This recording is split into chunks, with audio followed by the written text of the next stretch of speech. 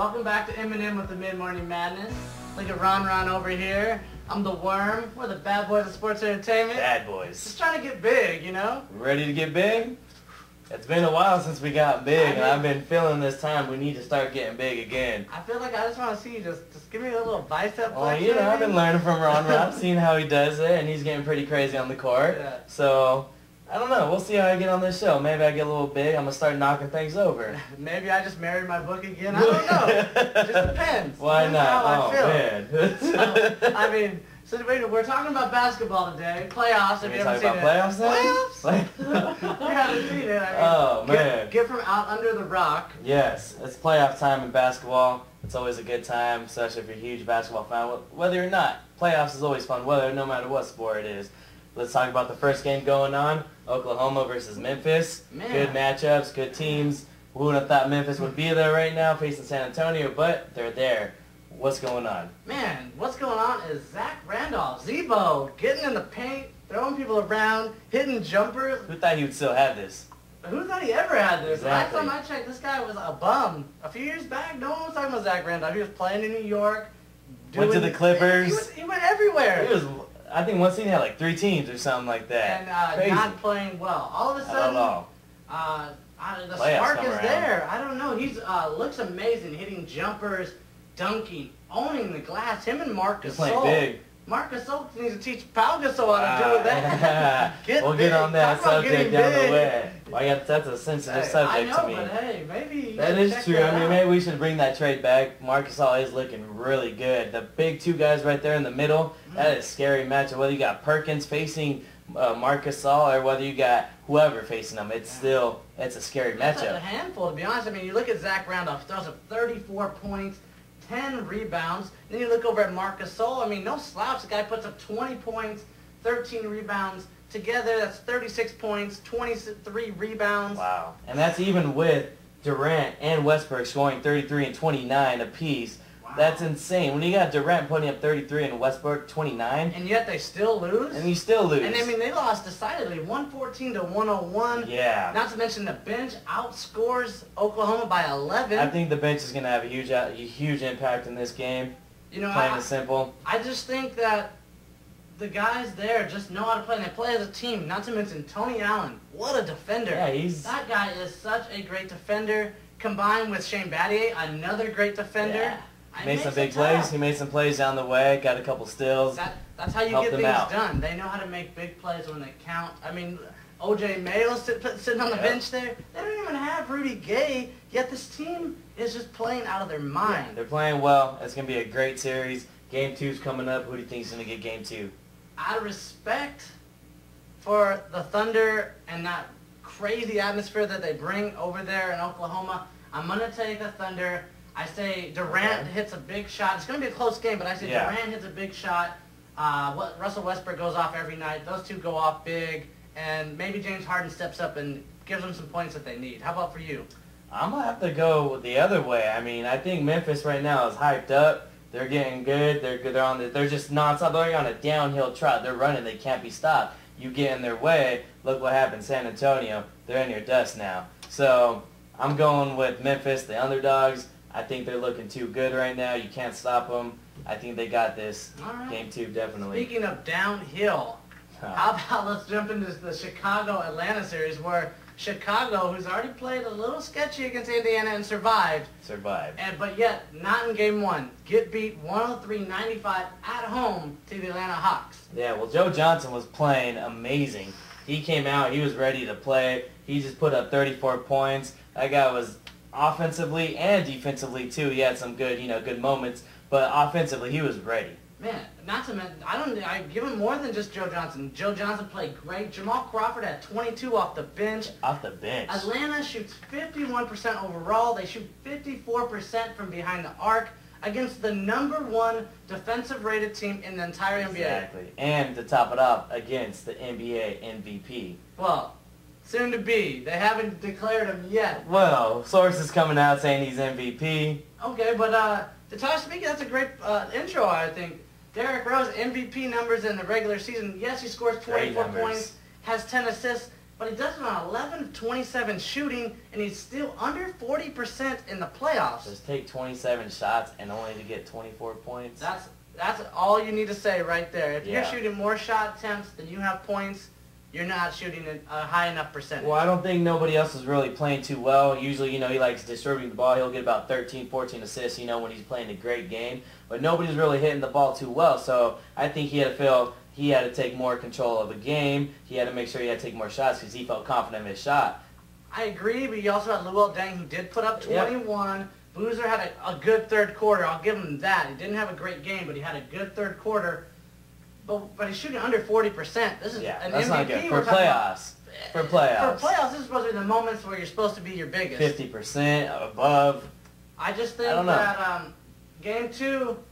That's going to be a good game. I'm going to take the underdog. I'm going to take Atlanta to win again. I don't think Chicago has it figured out. They're the best team, per se, in the regular season. But, hey, look at San Antonio's gone, best record. Best record tie with Chicago. And Chicago, I think you're on your way out. I don't know if you get past Atlanta.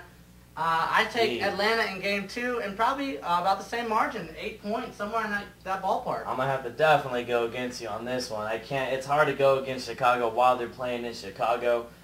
Derrick Rose, like I said, MVP. He's not playing like it, but I think coming this next game, I think he's going to come out. He's going to be ready. He's going to play good. I think Boozer and Noah together in the middle, they're just going to step up. They're going to just smash. They're going to go crazy.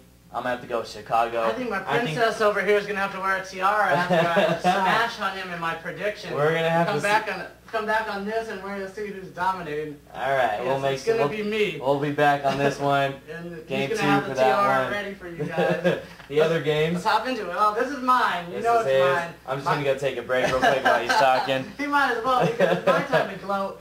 Miami, Boston. My boys, Miami Heat, come out 99-90. Great series. Great series. It doesn't look like it after game Not 1. at all. I thought Miami completely dominated this game, up and down. Garnett gets shut down, which is a huge factor for him.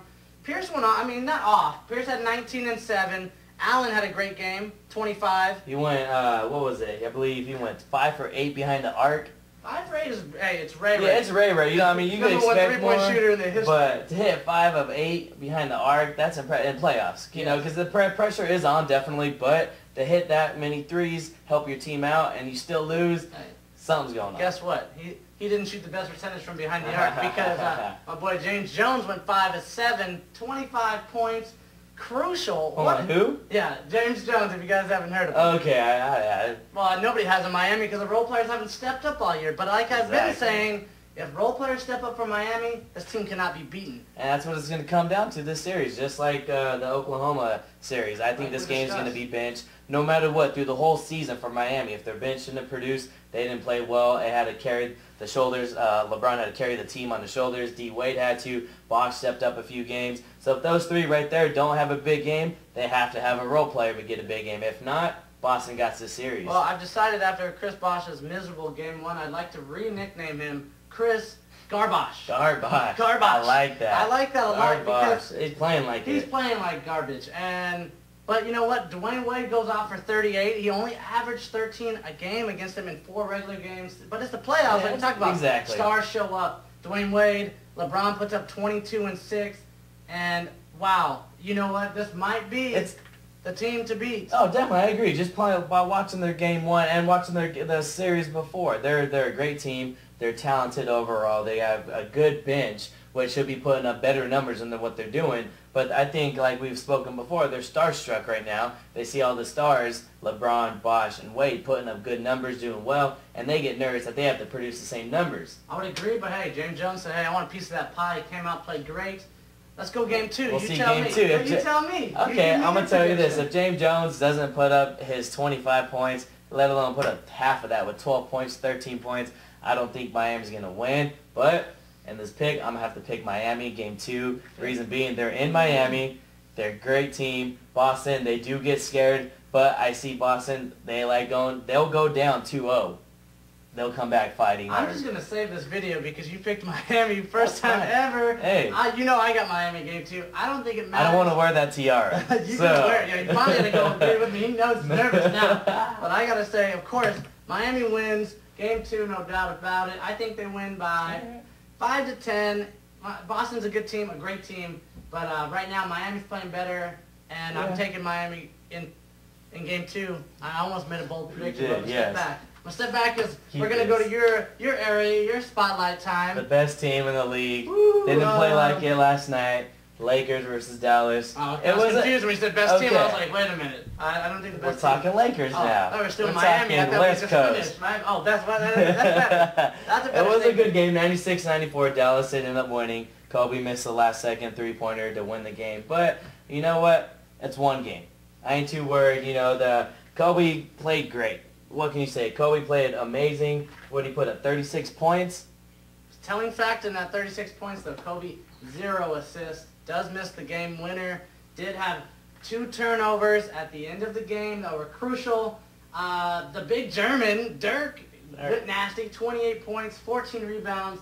Hit clutch free throws, as he should. Jason Terry had 15 off the bench. But hey, the biggest one that we both discussed, Peja Stojakovic. Where have you been the last few years? Where are you 10 coming points from? Off the bench, 3 of 3 from the three-point line. That's huge. Insane. Huge. Not to mention Tyson. Tyson was like 11 and 9, but he played he made a presence. Defensive. He made a presence. That's the thing. Yeah, what we talked about. Bynum gets 8 points, only 5 that boards. That shows the presence of a big body against Bynum, what it can do. Just showed in the previous series what a big body would do to Bynum. Look what it's happening again. You know, we talk about this a lot, and I think the role players are so huge in things like this. Ron had a great first series, but yet comes up in game 1, flat shoots 1 of 8, only 2 points, and he didn't look close to most of the shots he took. He didn't, I know. But I just was expecting him to play better than he did. It's Ron. He's not one of the players that you expect to get 10 points, 12 points, 13 points a game. When he puts up points, they're going to win.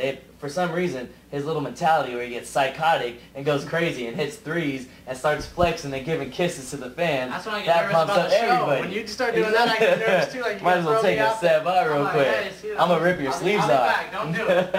Take it easy, Ron. Take a 20 real quick. If I'm out, I'm nervous. But, you know, Ron, like I said, don't expect too much from him. But when he does, Lakers are going to play a lot better. That's the way it always is. Game 2. Let's get right to it. Game 2. Who wins? L.A. I can't go against them. I want to score prediction. LA, it's going to be another close game, but I'm going to say they win by 6. I'm going to say 106-100. You? I know it's tough, but I'm taking. I hate to do it, but they are a great team, and they're playing at home. I don't see Kobe letting them lose 2 in a row. I'm going to take LA. And there it is. I say they win by. I'm going to save this video too, because he's going for LA finally, almost the first time. I really feel like I don't even think game 2 would be that close. I think they win by 12. I think they win by 12, huh? I think they win by double That's figures. a huge state. I mean, I can see it happening. Lakers do come back when they get down like they did against the first series. But if they blow another big lead like they did yesterday, the series is over. They're looking good. They lose the series. We'll see. But that's ahead. We're getting ahead of Exactly. Well, game 2's coming up. This time flies around here, man. I feel like I could just do this forever. I mean, I miss you guys. We should do a live feed. Just feed it out soon enough. Just give us some feedback.